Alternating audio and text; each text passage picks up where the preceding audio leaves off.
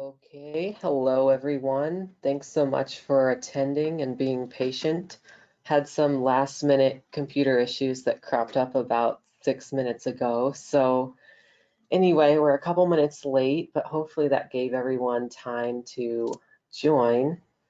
So without further ado, I'm going to go ahead and start the presentation. Quick disclaimer. I'm just going to have people hold questions until the end. If you have them, that's great. But yeah, just for the sake of keeping things organized and on track time-wise, we'll hold off on discussion until the end of the presentation. So what are we going to talk about today? Well, first, I'm going to talk a little bit about who we are as the National Weather Service, what we do and why we need you guys, our eyes on the ground. So we're going to talk about winter weather, severe weather, and when and how to report those types of weather. So who's the National Weather Service? Well, we are a government organization that aims to provide helpful and accurate weather, water, and climate information to all of our communities and partners. We provide weather forecasts and we issue watches, warnings, and advisories for 5 counties in Southwest Washington and 14 counties in Northwest Oregon. Basically everything west of the Cascade Crest. And then we also provide marine forecasts to the coastal waters out about 60 miles. You can't see it on this map, but it goes out about yay far. And so anyway, that's for all of our mariners out there.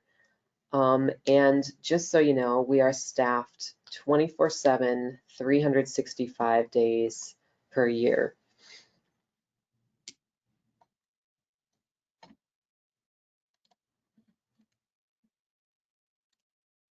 Oh, there we go.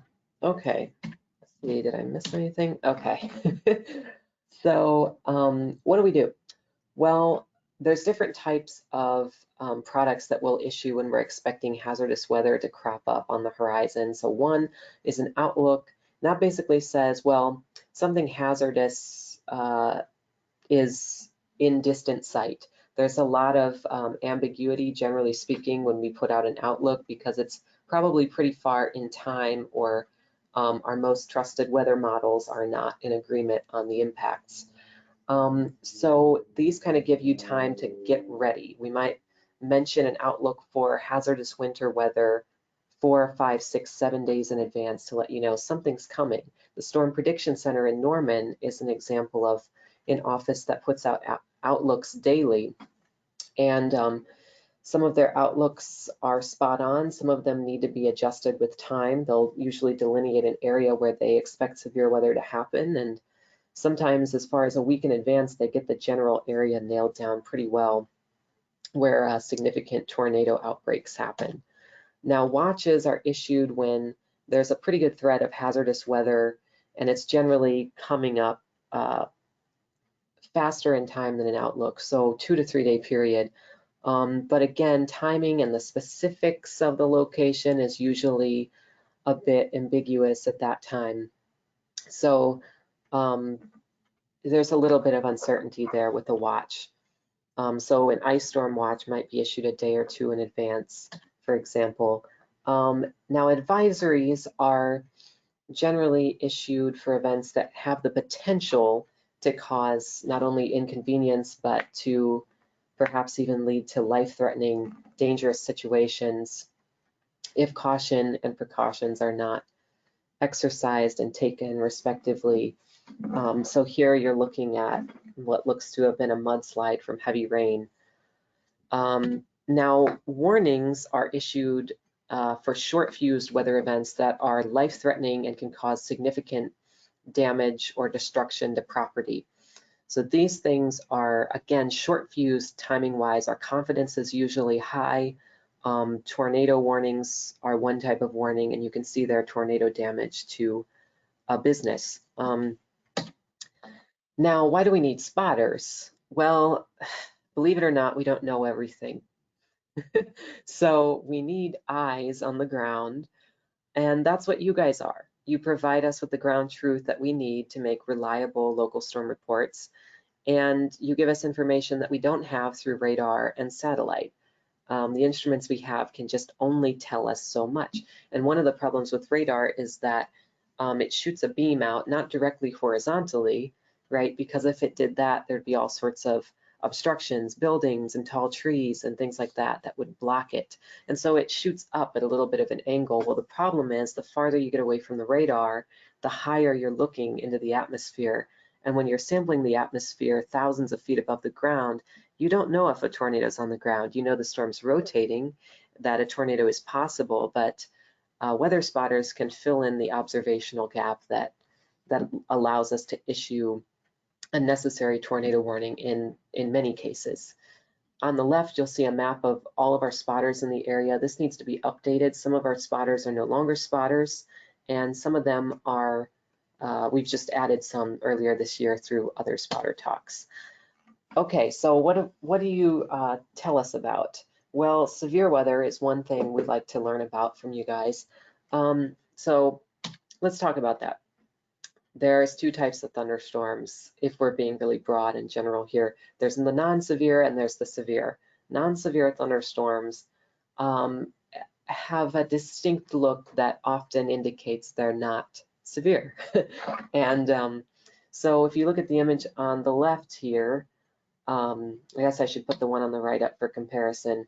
You'll notice that the glaciated top of the cloud, and what we mean by that is it's ice crystals. It has a fuzzy appearance, right? And that's because the updrafts aren't very strong. They're not getting that cloud up to its maximum potential height.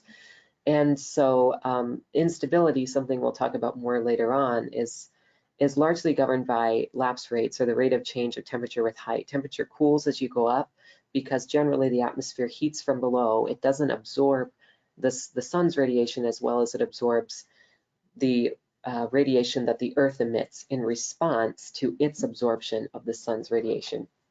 And so it gets cooler as you go up, generally about 10 Celsius per kilometer until the air is saturated or condensation occurs, like when a cloud forms, and above that level, it cools at about 6.5 Celsius per kilometer. Why is that important? Well, the steeper the lapse rates are in the atmosphere, the faster an air parcel or volume of air lifted from the surface will rise, the more unstable it is. So you might have heard the saying that warm air rises. Well, that's partially true. Relatively warm air rises.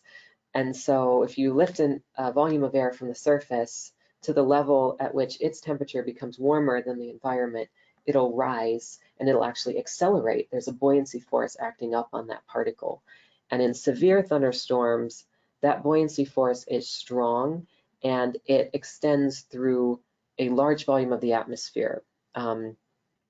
And it is, I should say, it is stronger than the force of gravity acting down on that air parcel through a greater volume of the atmosphere than a non-severe thunderstorm. And what happens is you get these turbulent areas on the top of the cloud where it's glaciated and it's well defined. And so compared to the fuzzy appearance of the non-severe thunderstorm, the anvil of a severe storm, that is this place that shoots out, right, where the density of the thunderstorm air and the surrounding air become equal.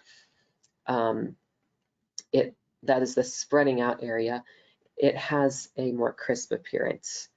Strong updrafts support severe weather. So what do you need for a thunderstorm? Well, you need four things. Well, three things really. The fourth one is for severe weather. Moisture is one of the things you need for non-severe and severe thunderstorms alike, because what are clouds made of? Water vapor. Instability is another thing you need. And again, going back to what we just talked about, instability is kind of determined by the rate of change of temperature with height.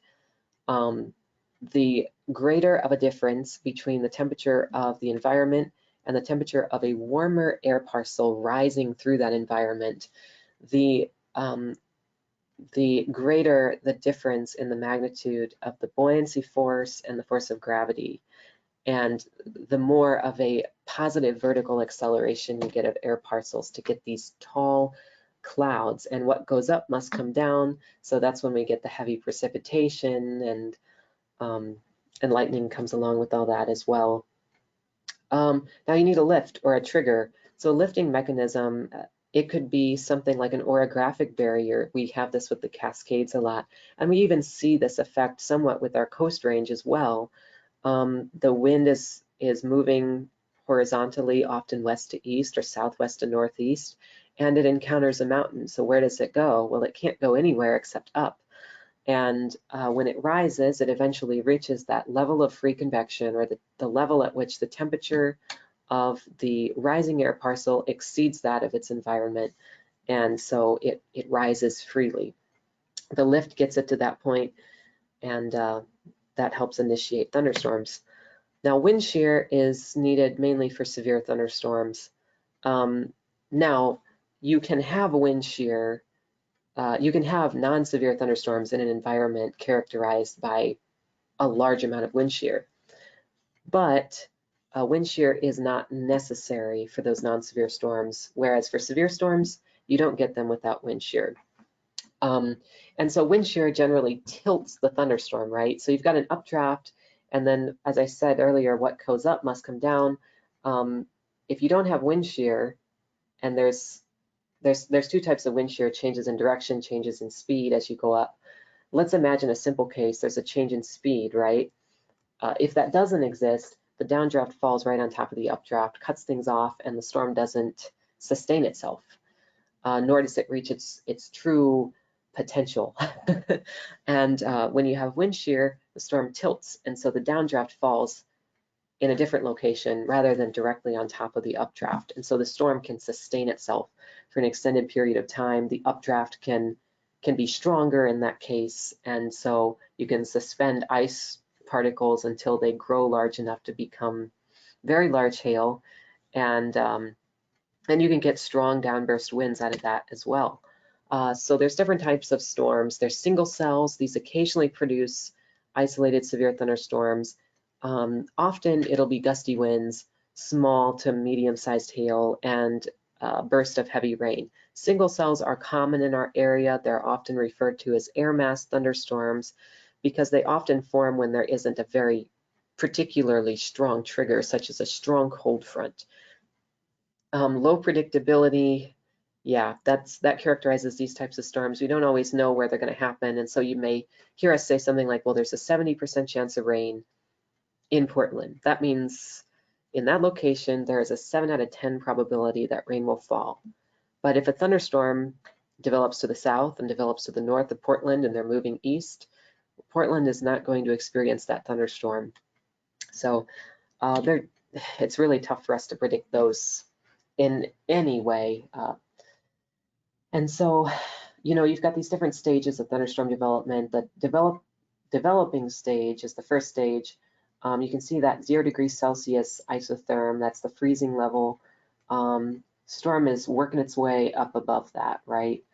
And this is also called the towering cumulus stage because those popcorn or cauliflower like puffy cumulus clouds, they're flat on the bottom and they've got that glaciated top that you see during the day. One of those will start extending up higher. This stage lasts maybe 10 to 15 minutes. Lightning rarely occurs in this stage, but it can. Now in the mature stage, this is where the weather happens. So the updraft is really tall. I mean, upwards of 40, 50,000 feet. In rare instances, like out in the plains or the Midwest, 60,000+ foot cumulonimbus tops have been reported by satellite. Now, this is the stage where hail, heavy rain, lightning, strong winds, and tornadoes can occur. So this is the observable weather from the surface where you're at. And as you can see, there's this bend in the 0 degree isotherm because warm, moist air is going up on the right there. And then you've got the thunderstorm downdraft, again, not oriented directly over top of the updraft because in this case, there's some wind shear. And that isotherm bends down there because it's cold air. It's falling from way up in the atmosphere where temperatures are cooler. As we mentioned, temperatures naturally decrease as you go up. This stage typically lasts 10 to 30 minutes, but in some instances with very organized severe weather, it can last a long time. The dissipating stage, the rain tends to decrease in intensity. Hail, you're probably not going to see it in this stage. However, strong wind gusts are still possible, especially as drier air around the storm causes evaporation of the storm downdraft. That causes it to become cooler and more dense than its environment. It accelerates down, and you can get gusty outflow winds that way. Most of what happens in this stage is descending air, not ascending. So the storm is not, it's not maintaining itself. And you can still get lightning in that stage. Now, multi-cell and supercell thunderstorms, these are usually our weather makers. And that goes for any location in the country, not just Northwest Oregon and Southwest Washington. Now, multi-cell storms are thunderstorms in a line or cluster. So it's a group of cells that kind of act as a single unit. It's almost like a flock of birds, you know, they fly together. It's not all one storm, it's a bunch of storms, but they work in unison. And these can produce moderate to heavy rain. They can often produce frequent lightning. These types of storms generally mean business. They can occasionally produce hail, strong winds, and flash flooding, but they're not always severe. Generally, you know, when you see something like this, you know you're looking at multi-cell storms because look, there's 1, 2, 3, maybe a fourth one back here, and maybe a fifth one back here, individual cumulonimbus towers associated with thunderstorm updrafts. Okay, now what you're looking at over here on the right is an example of a supercell thunderstorm. This right here, you might be able to tell there's some striations there, a little bit of circulation as it appears. That to me looks like a wall cloud. And here you've got maybe a more complicated diagram of what a supercell looks like in theory. They don't all look like this, and especially in our area, they're less textbook typical, what people would expect to see in, you know, Oklahoma. Now, in the most fundamental sense, these are organized thunderstorms with rotation. And so, as I mentioned before, there's those two types of wind shear. There's speed shear, there's directional shear. Because the wind is a vector quantity, it has both magnitude and direction. So we can have differences in wind speed. We might have a west wind at 5 miles an hour at the surface. We might have a west wind at 50 miles an hour at 3,000 feet above the surface. That's an example of unidirectional or one direction wind shear. Now, these types of storms form in environments characterized by directional wind shear, that is, a change in wind direction with height. There can also be a change in speed, but to have directional shear, of course, the direction has to change as you go up. These can produce giant hail, strong outflow winds, anything from very weak to very strong tornadoes, frequent lightning, and light to heavy rain. So there's a whole gamut of weather you can see with these types of storms, but if you see them, be aware that the potential exists for something significant. Very fast updraft speeds characterize these storms. We're talking upwards of 100 miles an hour in some of the most extreme cases, and that's what contributes to those tornadoes. Of course, you got to have rotation nearer the surface to have a tornado, but we won't get into all the complexities of that. It's really a lot, even for me. Now, supercell storms in the Pacific Northwest in our area, not common. And if they do happen, they tend to be on the weaker side, but still, if one of these produces a tornado, it's life-threatening. If one of these produces very strong outflow winds, life-threatening. Why? Because trees and debris and things like that, a lot of things that we don't think of can pose hazards in severe weather. So let's talk about the hazards. Probably the number one that many of us think of, at least, is lightning. Lightning hits people in the U.S. every year, and it doesn't always kill people, but it often leaves people with some level of disability. And so lightning safety is extremely important. We can't emphasize it enough. We don't see lightning a lot in our area, but obviously it does happen. And so we encourage people, if you see lightning, you can be hit. If you hear thunder, you can be hit. And so there's a saying in the Weather Service that goes, when thunder roars, head indoors. That is, into a covered area, preferably inside a sturdy structure like a house or building, and away from the windows is always the best bet.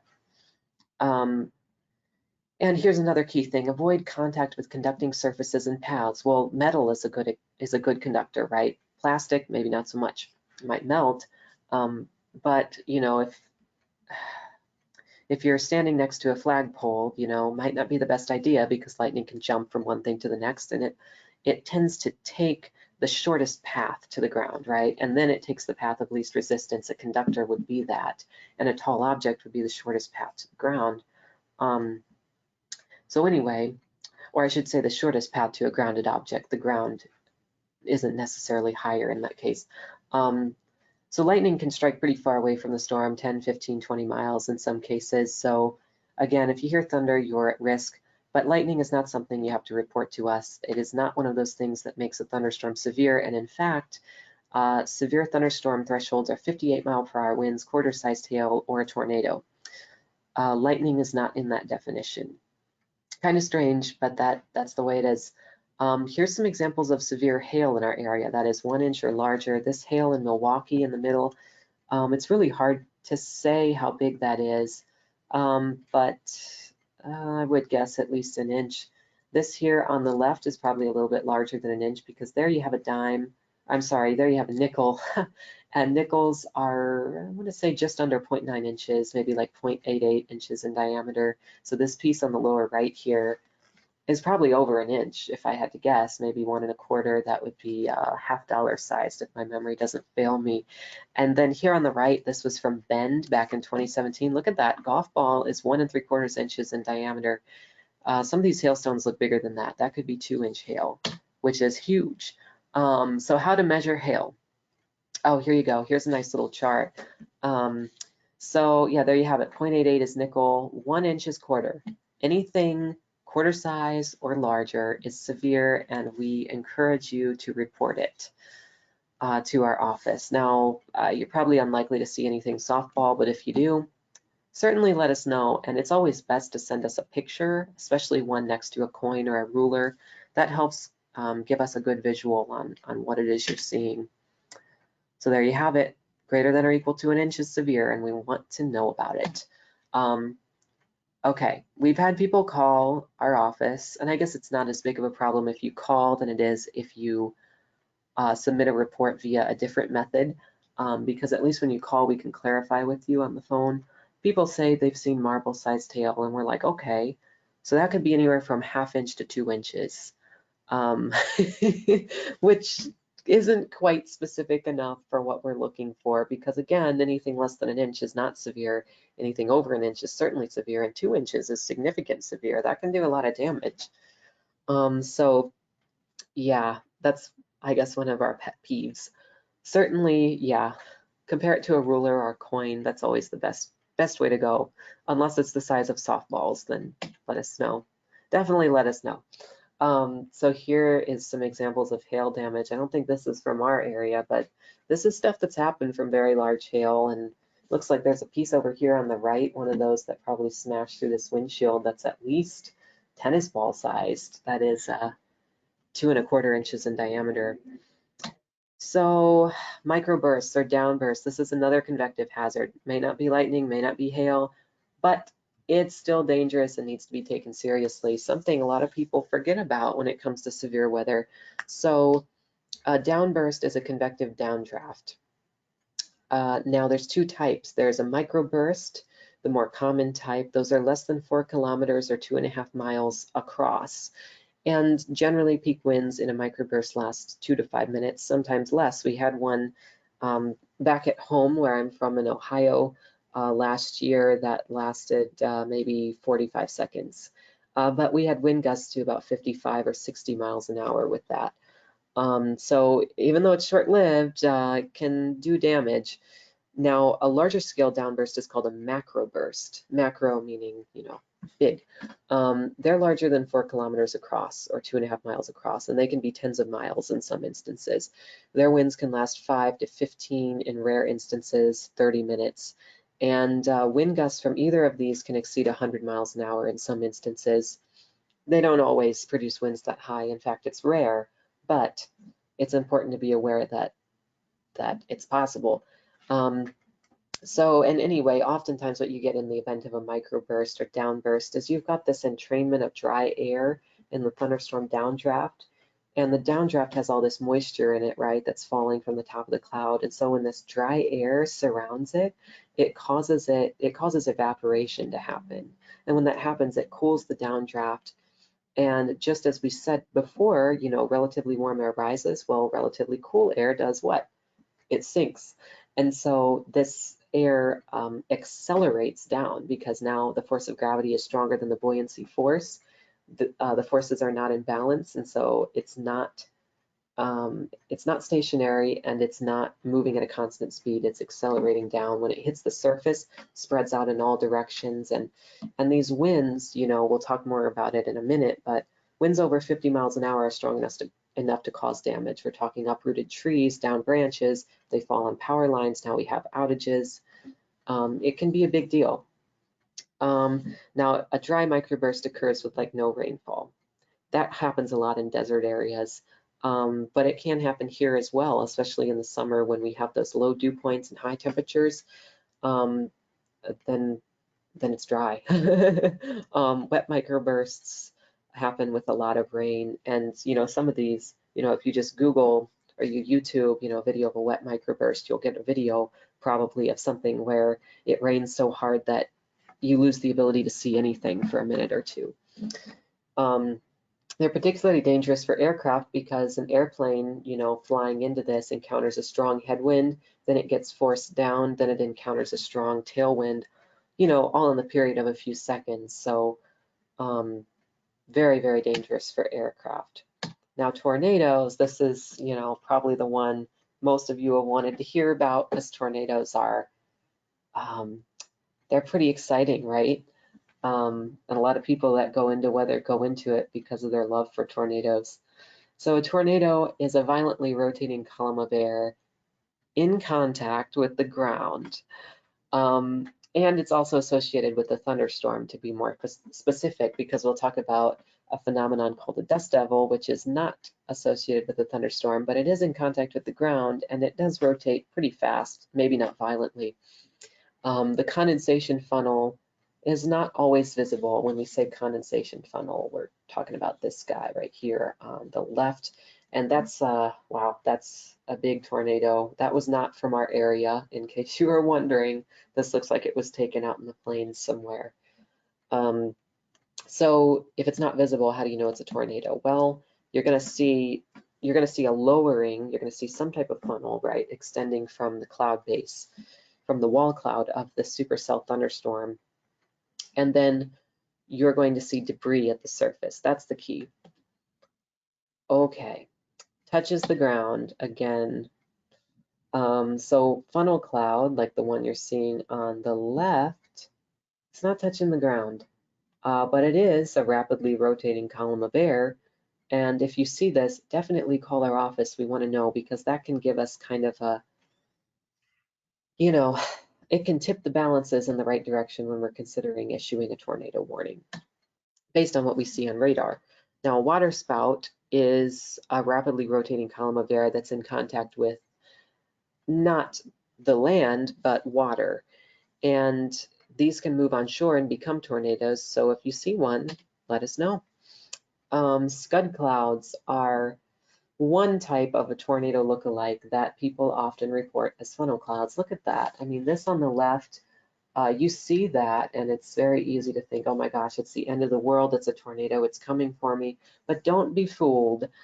These little finger-like extensions from the base of a cloud are not tornadoes. And, you know, again, look for debris at the surface and look for rotation. Usually at the funnel cloud, it's a pretty tight looking funnel, like the one you see in the middle, but this here is not a tornado, it's smoke. And wow, this one could probably fool a lot of us. It would probably fool me, actually, if I didn't have a look on radar and I didn't know kind of the type of environment we were dealing with. But it looks like this billow of smoke here that you see behind the highway extends right up into the base of a stratiform cloud. That's not a tornado, but it sure looks like one. Dust devils, which typically occur on hot, sunny, and dry days, are the result of differential heating at the surface. So without getting into the complicated details, areas of low pressure rotate counterclockwise in the northern hemisphere. That has to do with a horizontal pressure gradient force and the Coriolis force. Basically, those two come into balance and you've got the swirling column of air. And what causes low pressure? Well, air that is warmer than its environment is more buoyant and it's less dense, and a less dense area of air is an area of low pressure. And so there you have it. Maybe you have an area of blacktop next to some grass, and that area of blacktop heats up way more than the grass because it absorbs more of the incoming solar radiation. And then you've got this area of low pressure and things start spinning, and yeah, especially if there's a lot of dust and stuff to kick up, you got a dust devil. But it's not associated with a thunderstorm. So remember to look for clear signs of rotation at the base of a storm, a cone-shaped protrusion there in the base of a cloud, and then again, debris at the surface. Not one or the other, but both. Here's an example of a tornado that happened in Damascus last year. You can see it tearing through some trees there. And there's that counterclockwise rotation. Might be kind of hard to tell here, but what's in front is moving to the right, what's in the back is moving left. And there it is. It didn't do a lot of damage, produced peak winds around 75 miles an hour. That did knock down some trees, however, and unfortunately a couple smashed some cars. So there you have it. There's the nitty-gritty details.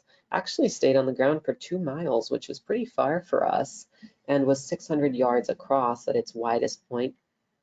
There's the path. Moved west-southwest to east-northeast, and again damaged some cars.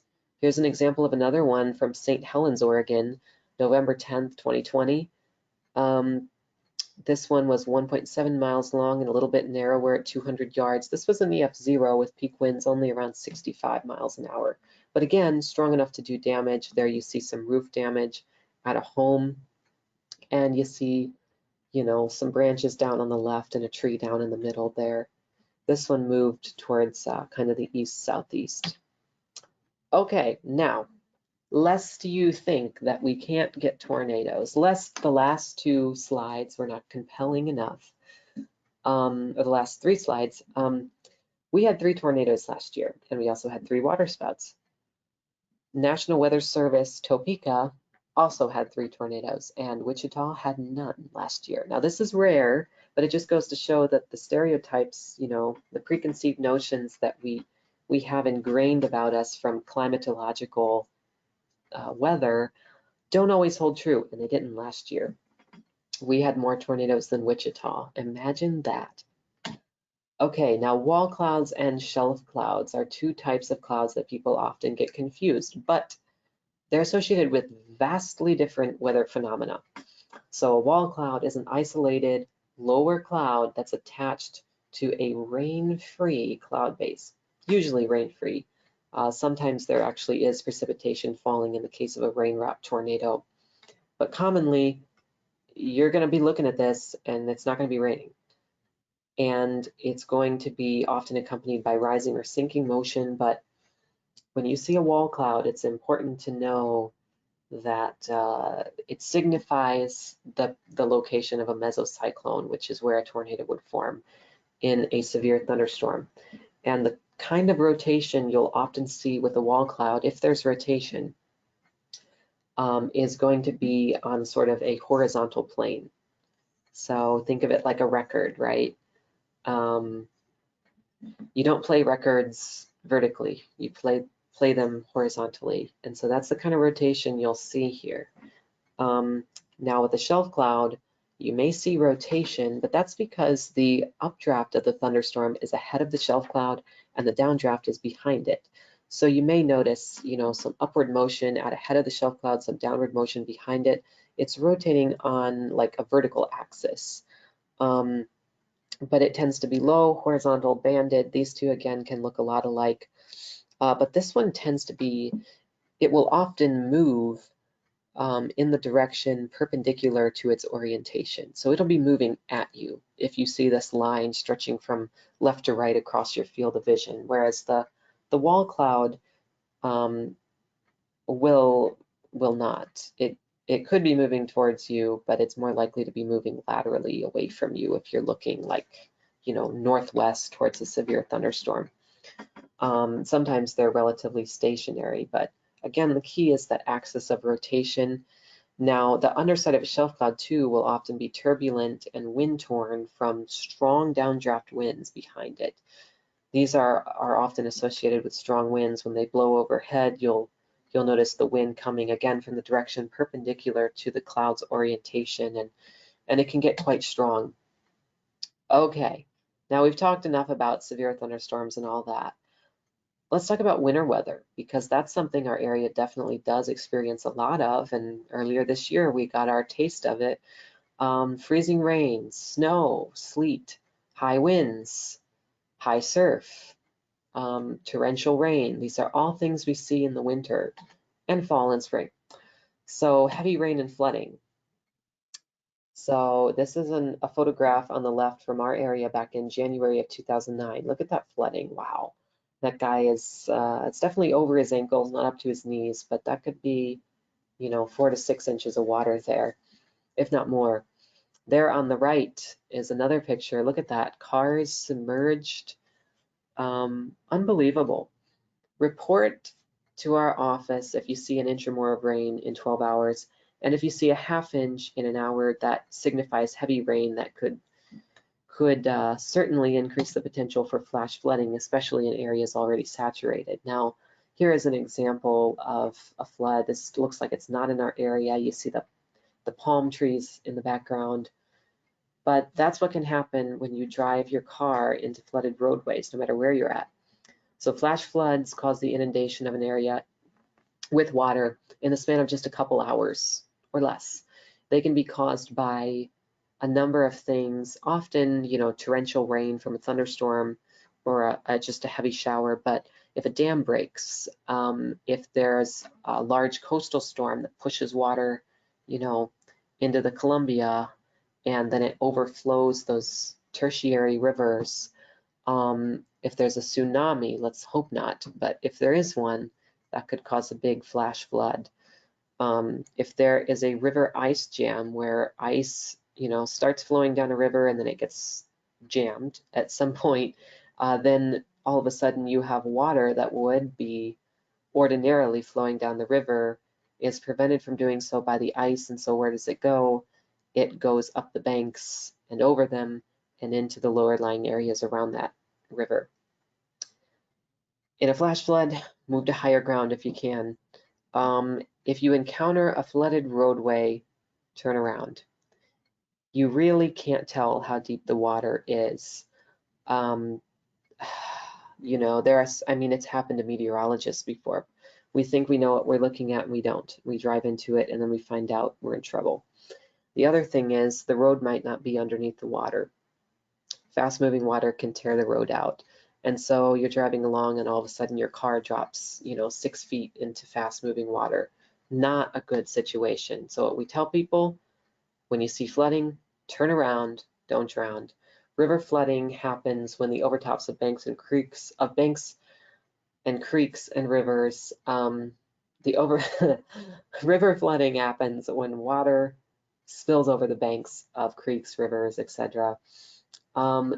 These are not always predictable in advance, but most of the time they are, so we'll issue some kind of statement for that. So if the water depth on a roadway reaches a foot or more, that's high enough to sweep away a moving car. Hopefully you don't encounter that, and if you do, hopefully you don't know because you're turning around and not drowning. But flooding is the #2 cause of weather-related deaths in the US, and that's because people don't follow the simple rule on the right most of the time. So here's one thing you can do to help us out. You can use rain gauges. to measure precipitation for us. And this goes back to that ½ inch in an hour or inch in a 12-hour period, which indicates, flash flooding or flooding potential respectively.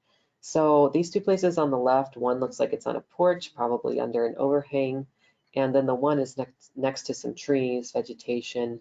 These are both examples of places to not put a rain gauge. The one on the right's a good location because look, it's in an open field, and the structure that it's attached to, that it's secured on, is shorter than the top of the rain gauge. So it's not going to obstruct precipitation from falling inside. Now, freezing rain and sleet, two other kinds of winter weather. Freezing rain is basically when rain's falling, but right at the surface, the temperature is below freezing. So when the rain makes contact, bam, it freezes. And well, obviously that can present a lot of problems, not just for driving, but for walking. I mean, the number of people that get injured from slipping on ice, you would not believe. Sleet. So sleet is a little different from freezing rain in that it's frozen when it hits the ground. So it makes it a little better. It can still make roadways slick, especially when it starts to melt and you've got this mix of like ice particles and water. But it's usually got like a step up from freezing rain. Freezing rain happens when, the air, there's a deep layer of above freezing temperatures, near the surface. And then below it, right along the surface, there's sub-freezing temperatures. Sleet, that area near the surface of sub-freezing temperatures is a little deeper. And so the rain becomes ice before it reaches the ground. And it's often confused with hail. Usually sleet's a lot smaller. One big difference is that sleet doesn't happen with thunderstorms. Now we can get small hail with showers in this area, but sleet's more of a wintry weather phenomena when the temperature is closer to freezing. Okay, so ice storms. Okay, PowerPoint is restarting. Huh, okay, bear with me. We're gonna try it again here. Let's see, where were we? Getting ready to talk about ice storms. Okay, so ice storms are one of the most impactful and costly weather disasters we experience in the United States, and in the Pacific Northwest as well. Okay. So bear with me. We are going to bring the presentation back up. Fingers crossed here. So if you're wondering, I mentioned technical difficulties before I started, and that was because the PC restarted. So now PowerPoint is restarting. So, okay. How about we just, okay. We're gonna try doing it not in presentation mode, if that's okay with everyone here, because it seems to get mad when I try to present. So anyway, so ice storms happen. They they typically result in a lot of tree damage, and as a result, this ice accumulates. Here on the right is a picture from the storm we had earlier this year, where we had literally in some places an inch or more of ice accumulation. This is probably 2/3 or 3/4 of an inch on the right. That's strong enough to weigh down tree branches, and what happens is they break off and they fall, and then they fall onto power lines, and then everybody that's getting power from that line loses it. And as you saw this winter, that can last for an indefinite amount of time, which is horrible in the winter, especially for the elderly, those sensitive to cold, maybe people with anemia, hypothyroidism, whatever the case. that could be a big deal. And so that's one of our most impactful forms of weather here. Falling ice is also dangerous. So we saw it a lot this winter where ice was falling off of trees onto cars and smashing windshields. So it's a big deal.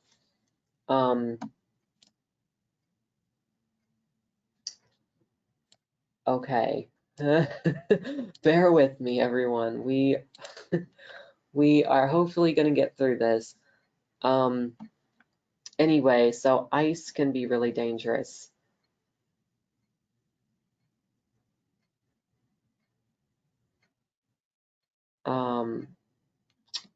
Okay.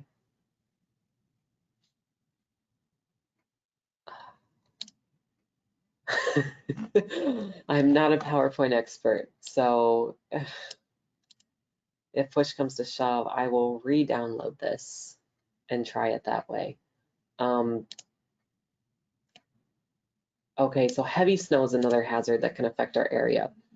So that can basically cause, of course, slippery, icy roads, low visibilities. You know, if the snow's really falling hard, and especially if there's any amount of wind with that, you could be talking about visibilities less than a quarter mile, which extremely dangerous, especially if you're driving on the highway or you're driving on a narrower road in the country where, you know, maybe both lanes aren't cleared, and goodness, you don't want to find out at the last minute somebody in the other lane that's coming towards you has been cheating over and doesn't see you because of the low visibility.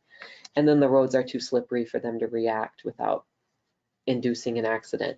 So the risk of hypothermia is also there because snow falls generally when the temperature is less than freezing. It can fall when it's a little above freezing at the surface because, you know, it's cooler farther up where the snow is being made. But yeah, it's cold. So when to report. If you see snow, let us know. We want to know about it because our radar doesn't always sample snow very well. You know, it may just be picking up on something really light that we think is a cloud, but in fact, it's actually like heavy snow falling. And the other thing is too, it's not like a thunderstorm where you've got this big towering cloud. Snow usually falls out of stratiform, which are lower level clouds. And so our radar, as I talked about earlier, it's going up at this angle, and we can adjust the angle that we want to look, you know, we want to sample the atmosphere at, but we can only go down so low. And I believe the lowest we have is 0.5 degrees at KRTX.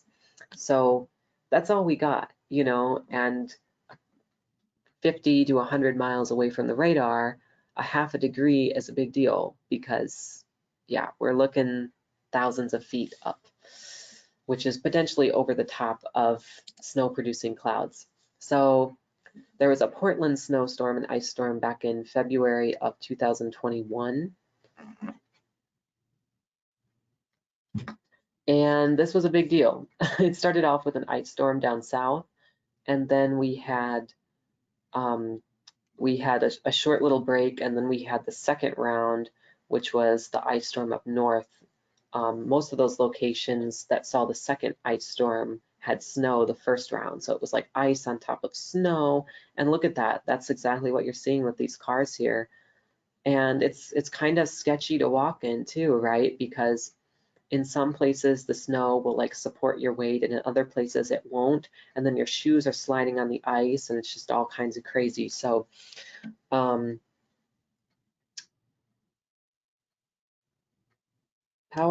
why are you doing this to me, friend? Okay, we're almost there. Maybe I should talk faster. So anyway, there's a lot of ice on that car on the right that you're seeing there, and okay, this is excessive. So we're gonna try something else. We are gonna try it old school here. So I emailed myself this document providentially, and it's not virus scanned. Maybe that's the problem. There's another version that is, it's just not up to date. So we're gonna give this a second to download and then open. Maybe round 3 will be better. Okay, so this is a picture taken at a Safeway in Troutdale. Look at that roof in the back there. It collapsed from the weight of all the snow. Not something you would think of as a snow-related hazard, but it can happen when there's a lot of snow, especially the denser kind of snow that is more, it's more liquid rich. That's the kind that we often see in the valley, meaning it has a high, make sure I say this right, it has a high liquid to snow ratio. And so I think I said that right. Yeah, so that means there's a lot of liquid relative to the amount of snow.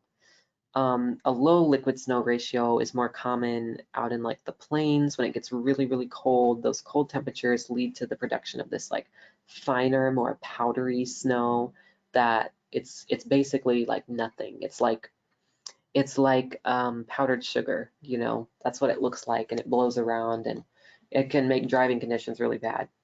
But this heavy snow can break roofs. So I guess, you know, either way, you've pros and cons. Correctly measuring snow. Okay, this is an art. This is an art. So first of all, measuring snow on surfaces that don't retain heat is the way to go. So preferably a snowboard. We'll talk more about this in a second. Avoid pavement because it absorbs a lot of heat. Avoid bare ground because it can absorb a lot of heat, but also avoid areas with leaves, and especially like grass leaves. You know, if you're on a grassy area, you put that measuring stick down. Well, you don't really know, is there like, are there pockets of snow underneath a bunch of, you know, folded up blades of grass that the bottom of the ruler is sitting on?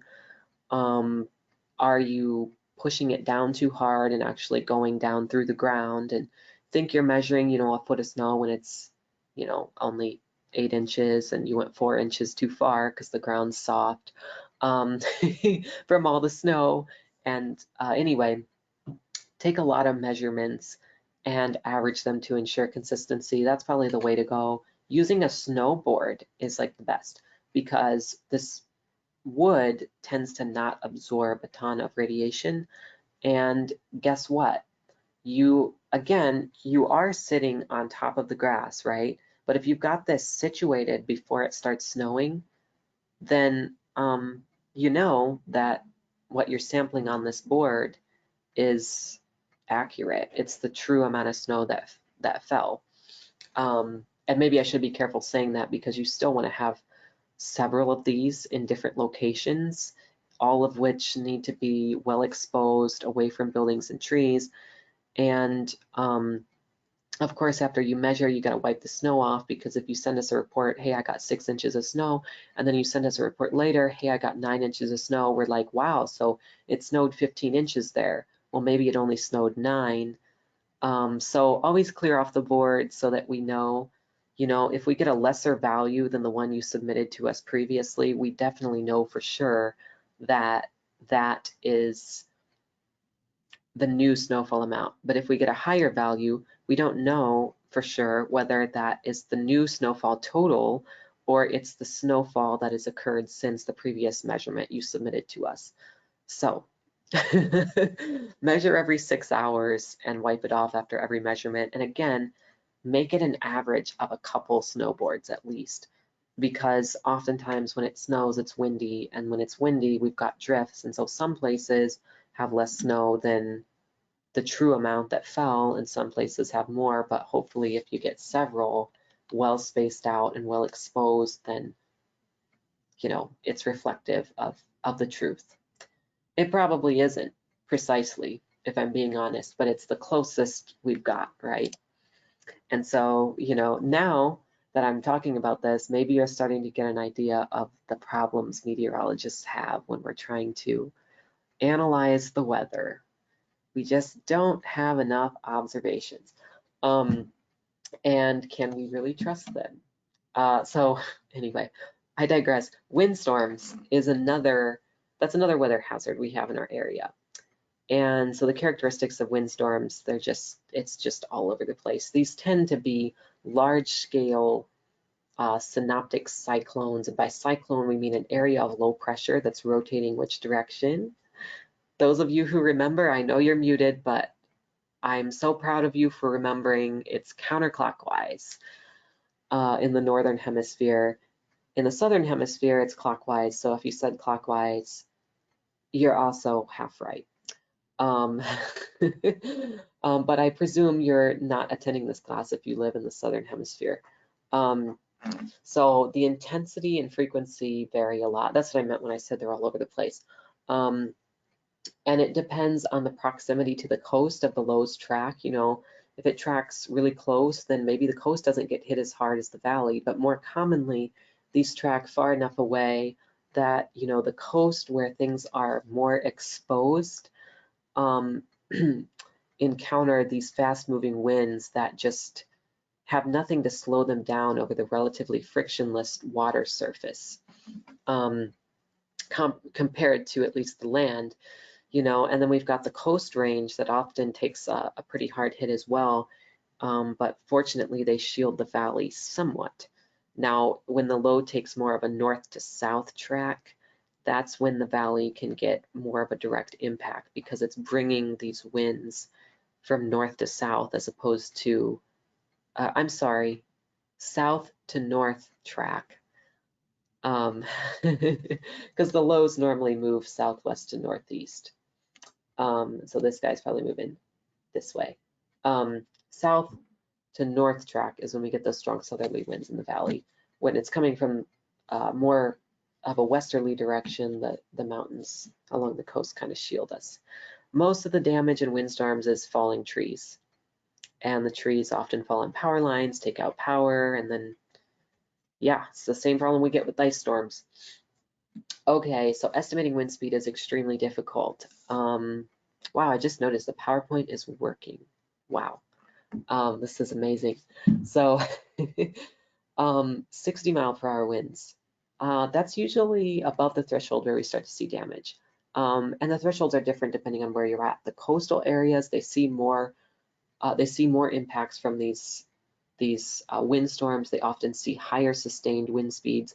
And so their threshold at which damage begins to occur is probably a bit higher than ours in the valley, but 60 miles an hour, most places will start to see some form of damage. Might be more like 50 in the valley, 70 along the coast, but still, you might get like a tree or two down, especially, you know, and it's not always, but usually those shallow rooted evergreen trees, when the soil is really wet and well saturated, you know, those roots don't spread out far enough and they don't go down deep enough that they often get overturned when the wind gets up over 60 miles an hour. Now 70, it's just more of the same. You know, 60, you might be like, oh my gosh, a tree fell down, you know, 6 blocks down.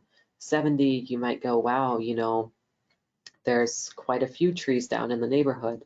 80 miles an hour is, you generally start to see more prolific tree damage. You know, you just got tons of branches down everywhere. Maybe you've got hardwood trees snapped off, especially if they're rotted. It's not every tree, you know, with hurricanes, we don't see every single tree coming down, but you do see a lot when the winds get up at this level. And so, again, if those fall through your house, that could take out the master bedroom. So it is a big deal. Even if you think, oh, I'm safe inside, 100 mile per hour winds is almost certainly going to do structural damage. And you see that here. Wow, this place might even be shifted off its foundation. Big section of the roof's torn off. Lots of siding blown off.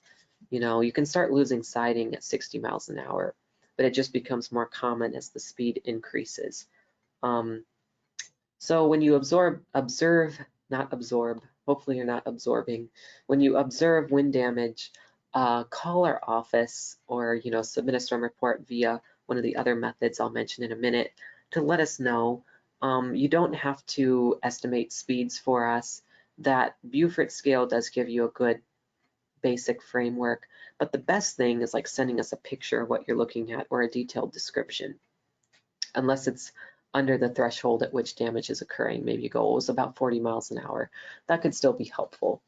Okay, heavy surf and all of that is something else we see in the winter. So we could see extremely high tides and high surf. We could see flooding along the coast. This is common with sneaker waves, which is basically a wave that's much higher than the surrounding waves, and it moves in and can cause inundation of a residential area near the coast. Riptides are another hazard. A lot of people drowned in riptides because they are resisting the current. And so the best thing to do when you're in this channel of fast moving current is to relax, take a deep breath, try to stay calm. And when you get the opportunity, swim laterally in the direction, in one of the two directions perpendicular to the direction at which the tide is pushing you.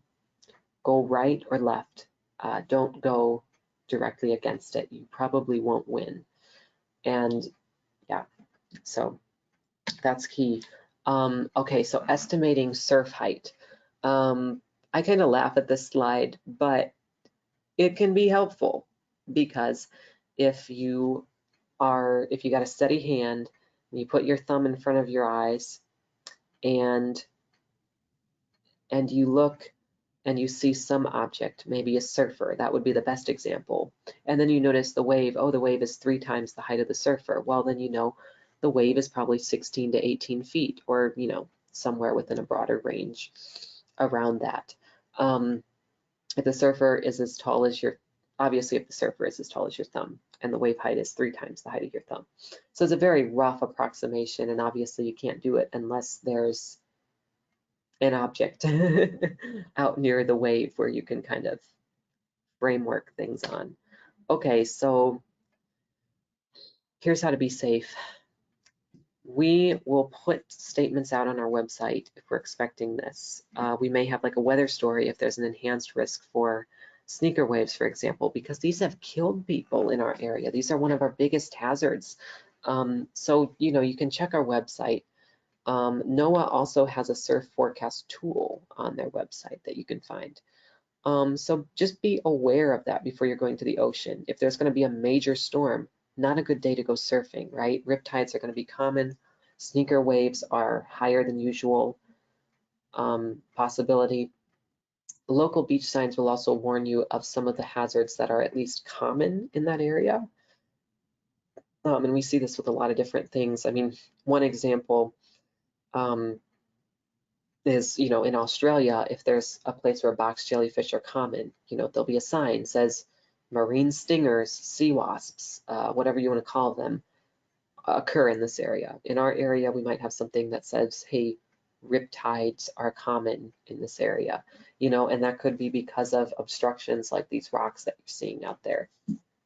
But just because you don't see a sign doesn't mean it's not possible. So be prepared and don't get immersed in that cold water, because cold water shock can kill very, very quickly. Your blood pressure drops and you don't have time to get back to the shore. So we encourage people, be safe by not immersing yourself in cold water.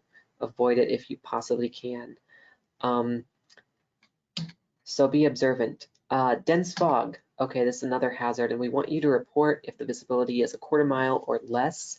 If you're driving, best thing to do in this scenario is reduce your speed, whatever it takes, whatever you have to slow down to be safe, and turn on your fog lights. Not a bad idea to put on your hazards as well. If somebody is flying up behind you, which hopefully not if the fog is that dense, at least, you know, they'll be alerted to the fact that you want to be careful and safe.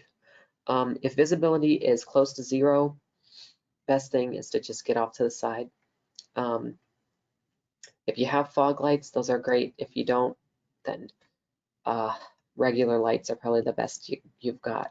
Dense fog advisories are issued when the visibility drops to a quarter mile or less. And so that's why if you see quarter mile or less visibilities, which obviously you're not going to know for certain. It's approximate. We still appreciate you letting us know because it alerts us to the fact that it's imminent and necessitates an advisory. So how do you report? Okay.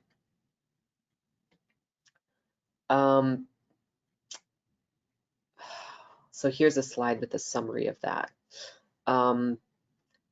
Obviously, if you see a water spout, a funnel cloud, and certainly a tornado, we'd like to know because again, our radar might be sampling that cloud too high. We might know that there's rotation at 5,000 feet, but that doesn't mean that a rotating funnel is making contact with the ground. You will be able to see that. And if you let us know, then we will certainly pull the trigger on a warning if it's a tornado. If it's a funnel cloud or water spout, that might tip the scales in the balance of issuing a potentially life-saving warning. Because water spouts, by the way, can move on shore, and at that point they become tornadoes and can produce damage. It's happened along some of our coastal areas before. Hail larger than a ½ inch in diameter. Going back to our hail chart, I'm trying to remember what dime size is. I want to say it's like 0.7 inches or something like that. If the hail's getting up into that range, certainly let us know. Or if you can measure it with a ruler and it's a ½ inch or larger, let us know. Severe hail is an inch or larger. That's a case where, yeah, there's no gray area there. Definitely want to know. 58 miles an hour is the threshold for severe wind, but if it's in the 40 to 50 range, estimated by the Beaufort scale, this is one case where you can estimate because there probably isn't much damage happening. Let us know, and certainly if there's damage, or yeah, we want to know then.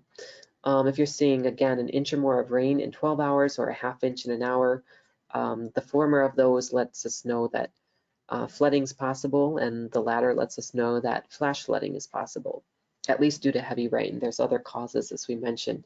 So freezing rain or sleet, we'd like to know about that, especially freezing rain. That is very dangerous. And again, sampling the atmosphere is not always easy for us. We have a lack of data, and so you are our eyes on the ground. You are part of our observational network that is critical to helping us make those decisions we need to make to hopefully save lives. So you see freezing rain, let us know and we will issue that freezing rain warning. So flooding of any kind, whether it's flash flooding, riverine flooding, urban flooding, it doesn't matter. Flooding is flooding and it's dangerous regardless of its cause.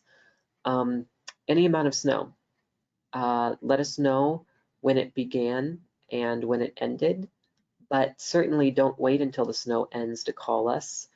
We'd appreciate it if you let us know before that time, since that's when the action's happening. That's when we can issue those statements. And so, yeah, if it's ongoing, just say, hey, it started around this time, still happening. And we're going to say, great, thank you so much. Okay, so how do you report? There's 4 ways you can go. You can go Twitter or Facebook. That might be easy for some of you. Others of you, if you're like myself and you don't use social media, you might want to use the link on the right, which takes you to NCEP's page, where you can submit a storm report. And by the way, if you don't have an eidetic memory, you're in luck. And you're just like me. Because there's no way I would remember this link. Don't worry. I will send you, I will send everyone the pages that are hopefully attached to this presentation right now that have all of this information all summarized and put together for you. So you'll have that link and you'll also have the number on the left where you can call us. A lot of reports are kind of like, okay, it's good for us to know, but we really appreciate phone calls when it's something really extreme. So, you know, if you just experienced a microburst and it just took out half the trees on your property, we want to know about that because we can get a severe thunderstorm warning out. Or if you're watching a rapidly rotating funnel cloud and you think it's going to touch down any minute, that's an instance where we'd appreciate a call, because especially then we can get as many details as possible. One thing we want to know with funnel clouds is, okay, what direction are you looking, right? If it's not directly overhead, then it's not at your location. And if we know your location and we know which direction you're looking, it can perhaps give us an idea of approximately what we're dealing with and where we need to put that warning. Because if we put the warning where severe weather isn't happening, then we get something called warning apathy, where people are becoming accustomed to us issuing warnings when they don't need to be issued, or where they don't need to be issued. And so the next time they hear a warning, they're apathetic. They don't take the action that's necessary to save their lives. Whereas if we get the warning right in the right spot, whether it touches down or not, that tends to not produce warning apathy, because people are at least aware that some crazy weather is going on in their immediate vicinity. So that would necessitate a warning. What to include in your report? Okay, so your name and your spotter ID, that's the first step. And then your location, so you could describe it. Okay, I'm 2 miles northwest of Salem, or, city ABCDEFG, blah, blah, blah, etc. Or you could say I'm near the intersection of these 2 roads. Or you could say I'm at this latitude and this longitude coordinate point. You may not know that, and that's okay. We don't expect you to, but if you do, it's helpful for us to have. If you're looking at a cloud feature, as previously stated, let us know which direction you're looking, so that in concert with your location gives us an idea of where this funny looking cloud is at. Now, the exact time of the event is also good, and if it's ongoing, also let us know. I mean, obviously, if you can be safe, right? So if you see a funnel cloud that's coming towards you, just get somewhere safe. That's more important. Once you get somewhere safe, if you feel that you can call us, then that's okay. But your safety is important, right? That's what it's all about, is public safety. And, I can remember an instance where at a previous weather office, there actually was a tornado, and it missed the office by, the nearest damage was about 30 feet away with trees down, and we could see debris falling outside the window. So for about a 2 to 5 minute period, we actually had to we had to enter the tornado shelter in the building. So even us as meteorologists, we try to be safe. We try to practice what we preach. So if a weather is ongoing, like you're seeing quarter-sized hail falling, let us know when it started. If it's not ongoing, let us know when it stopped too. And then obviously, I think the last point goes without saying, let us know what you're seeing. If it's hail, a tornado, wind, flood, those are all very different. So here's how to stay in touch with us. So you can go to our webpage here at weather.gov/PQR, or believe it or not, weather.gov/Portland also works. You can go to our Twitter page. We're at NWS Portland, and on Facebook, we are the U.S. National Weather Service, Portland, Oregon. And then this is the main phone number, not to be confused with the spotter number 2 slides up. The spotter number gets you to us when it's something you need to call us about, weather related. This main phone number is more for general questions, or something like, hey, your website's down. Call us that way, and we'll try to sort out that problem. Okay, so COCO-RAS stands for Community Collaborative Rain, Hail, and Snow Network. And I'm glad that's there, because I don't know I would have remembered it without that. Don't tell anyone, but the National Oceanic and Atmospheric Administration, the parent organization over which the National Weather Service falls, has also been referred to as the National Organization for the Advancement of Acronyms, and that's for a reason. We have a lot of them, but they do help us to simplify things, right? Because this is a mouthful. So the community network of volunteer spotters, that is COCO-RAS, is a countrywide thing. I mean, we've got people in Alaska, we've got people in Hawaii, we've got people in Florida, Michigan, all over the place. And thankfully we have people in our area too. It's a bigger commitment than spotters because you've got to, on a daily basis, record and report precipitation. And of course, hail or snow in your area as well. Go to this link to sign up if you are interested, but don't feel obligated. In summary, I just want to say thank you so much for attending the presentation. The handouts should be accessible to you in the presentation, and I encourage you to download those. If you can't see them, don't worry, I will send them all in a follow-up email. So, you've got some paperwork for us. You'll see one called the Skywarn application. Fill that out and email the file to me. I just realized I don't know if I introduced myself, but I'm John Baumgardner, and I'm a meteorologist at the Weather Service here in Portland. Send those to me, and you can fill it out electronically by doing the fill and sign option, or you could always mail it to our office. That's an option too, and yeah, I can always put the address to our office in the follow-up email as well for that.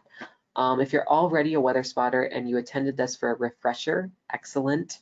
But still email me with your name, spotter ID, current address, and phone number so I can update the database.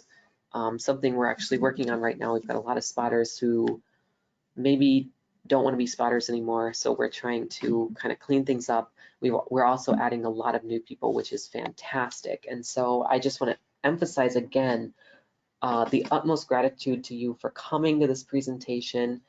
If you don't want to become a spotter, that is okay. I still appreciate you coming, and just send an email again to john.baumgardner@noaa.gov if you ever change your mind. And so now we're going to go to questions. Anything I wasn't able to get to, anything that I'm not able to get to, just email me and let me know. So this is the fun part. If you have questions, go ahead and raise your hand so I can unmute you.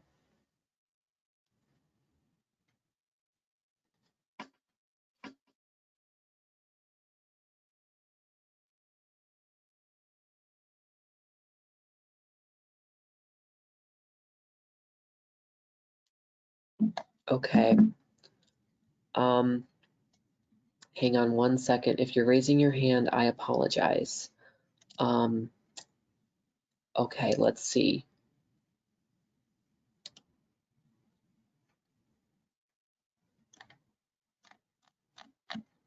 Okay, it looks like I'm not seeing any raised hands, but hold on. If you are, just be patient. This is my first time doing this, and aside from the weird PowerPoint thing, I think this turned out very well. So, okay, final call for any questions. If you raised your hand and I didn't see it, feel free to just unmute yourself and go right ahead and ask.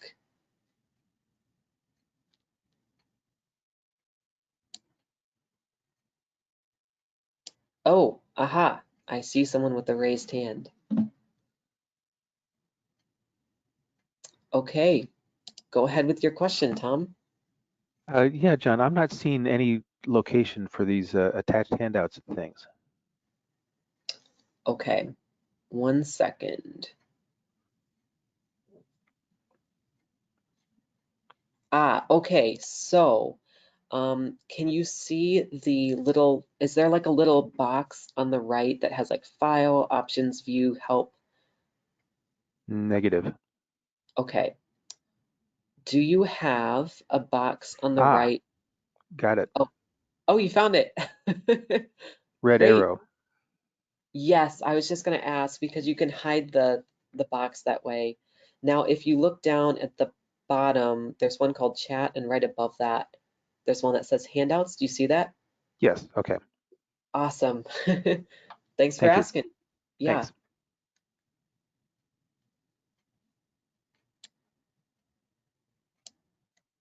Okay.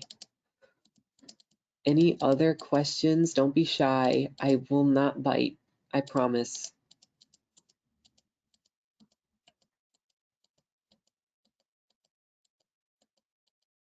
Ah, okay. I see another question from Monica. Go right ahead and ask. Hi.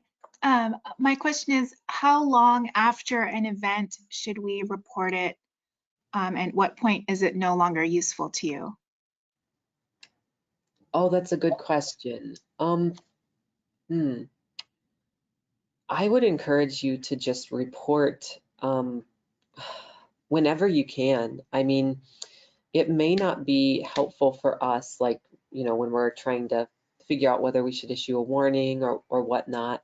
Again, the most important thing is your safety. So if you can't report safely, obviously get to a safe place, and things happen, we forget. If you remember it the next day or whatever, feel free to let us know. I don't think there's any threshold of time beyond which we don't want to report, because those reports will ultimately, they can ultimately be stored in the NCEI, or National Center for Environmental Information, and those can be used for research purposes.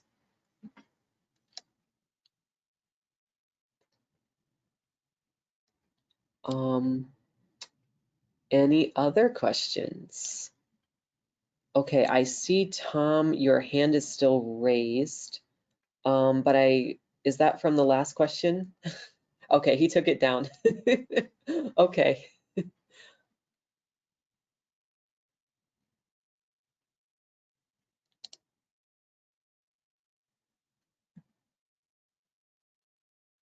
Okay. Let's see. Okay, I see Tom's hand is raised again. Go right ahead. Yeah, just curious. Say we're not in the area that we live, but we're traveling elsewhere and have a report to give. How do we contact the local people to let them know that something's going on? Okay, that is a great question. Um, let's see.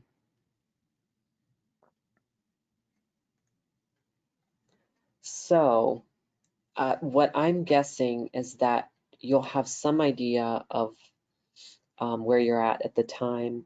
And what you'll want to do is, if you go to just the main weather.gov website,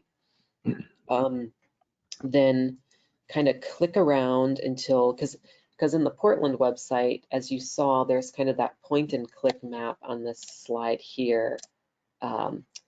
And so you'll see a broader, like, national map. And what you can do is click in the general location where you're at from that map, and it'll zoom in to the area of concern for that weather office. This is Portland's, but like out east, Pendleton covers that area. And you'll just go ahead and submit a storm report the way you ordinarily would via this link.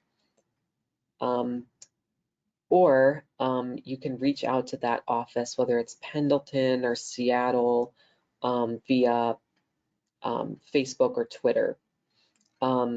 Another thing you could do, it's not as short term, but you could always contact our office and let us know to relay that information. But I believe this storm report link will allow you to report it to any office. Okay, thank you. You're welcome. Okay, it's kind of strange, this attendees pane. Lots of scrolling, so if you have your hand raised, one moment. Okay, I see a question from Annette. Hopefully I'm saying that right. I'm going to unmute you. Go right ahead and ask.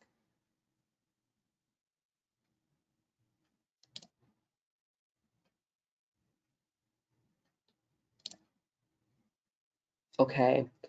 Okay, so Annette, if you are trying to ask a question, I have unmuted you from my end. Oh, there you go. You're Okay, unmuted. I got it. Sorry about that. That's okay. I was going to ask about the downloads. Will you also be emailing those as well as today's presentation? Yes. Yes, I will email all 5 of the handouts, and I will also email you a recording of the presentation from our YouTube page.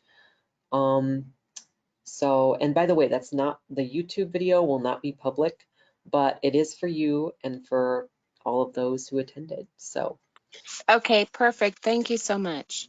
you're welcome.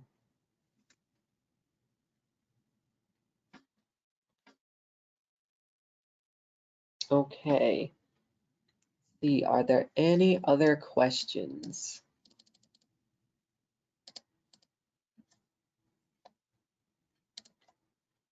Okay, I will give everyone a minute here.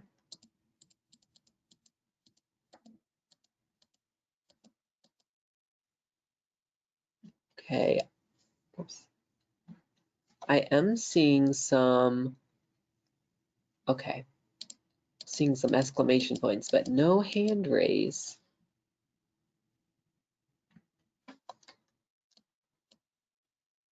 Okay, I'm gonna give everyone just one more second here, and if you don't have any questions, that is no problem. If you think of one later, just again, feel free to email me. Never hesitate to reach out. Okay, well, I just want to thank everyone so much for attending again. It's been great having you here, and I appreciate all of your time. I hope you have a great remainder of your evening, and yeah, have a great week.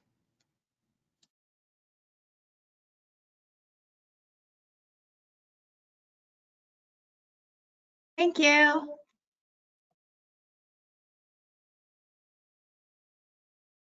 You're welcome. Bye-bye.